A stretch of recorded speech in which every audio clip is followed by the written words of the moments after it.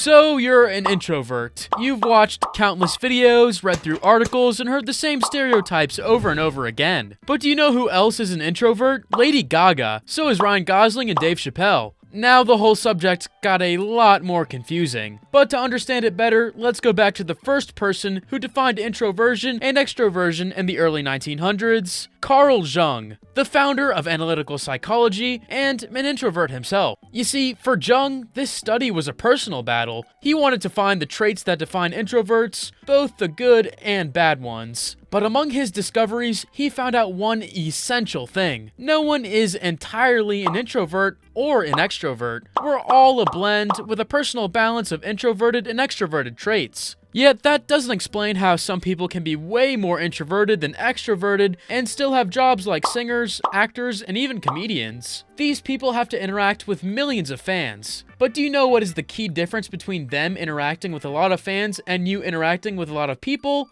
They control the interaction. Think about it. At concerts and stand-up shows, the interaction is mostly one-sided, but that's not all. If we go deeper into the rabbit hole, we find out that these jobs can be actually labeled as perfectly made for introverts. I know, at this point, I might sound crazy, but most of the time, the dynamic behind these jobs requires certain psychological and biological traits that are more predominant in introverts. How is this possible? You see, Jung described introverts as being highly introspective and reflective, basically daydreamers. Then modern science came around with an explanation for that, saying that introverts actually have a thicker prefrontal cortex. This part of the brain plays a crucial role in many high-level cognitive functions like deep thinking, planning, and self-reflection. But this is only half true. It was proven that introverts can be just as focused on the outside world as extroverts. In fact, they might even be more focused in some situations. Believe it or not, introverts are better at noticing and remembering small details, even microfacial expressions. So what's this connection between this stuff and introverts being perfect for these kinds of jobs? When you combine your ability to notice small details and your ability to deeply analyze them, you get something really interesting. You get the ability to figure out exactly what you do wrong or right in your social interactions. Think about this. A comedian usually practices his jokes hundreds of times before saying them on the big stage. He begins by telling the joke to his friends and family. He closely notices their reactions and then modifies the joke or the way he says it over and over again until the joke is perfect. That's the story of most famous actors, singers, and comedians. Of course, you still need to have an extroverted side strong enough to build up the courage to perform in front of so many people. But what if you're a full-on introvert like me? The type of introvert who feels more comfortable talking to just a few people at a time. Well, in this case, as some remarkable people would say, you are blessed. Einstein, Tesla, and even Kobe Bryant,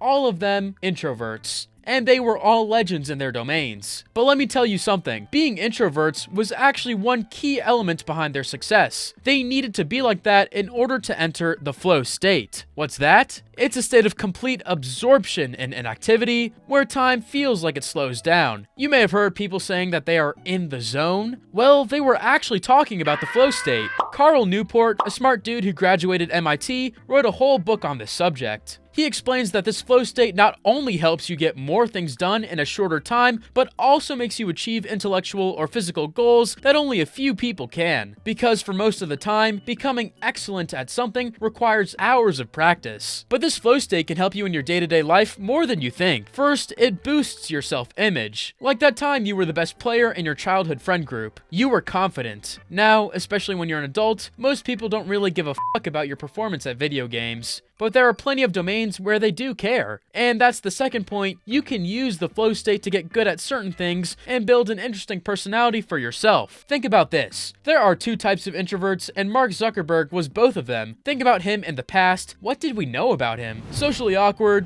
Facebook guy, and probably a robot. But it is going to bother you because you're human, and I was human. I am human, still.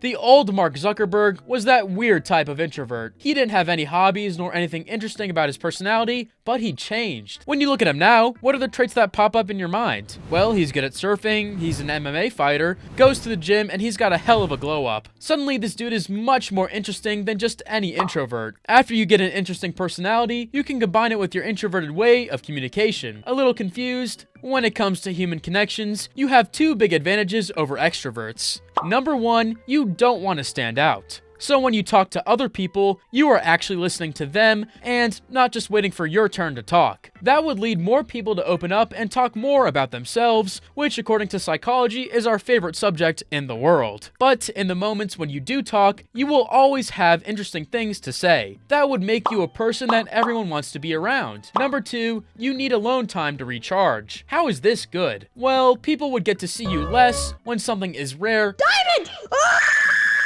We tend to value it more, so people will be even more excited when they see you. This will get you many benefits in your day-to-day human connections, a very important part of our life. Because even if you are the most introverted person possible, you still need people around you. Otherwise, you'll begin to feel really lonely.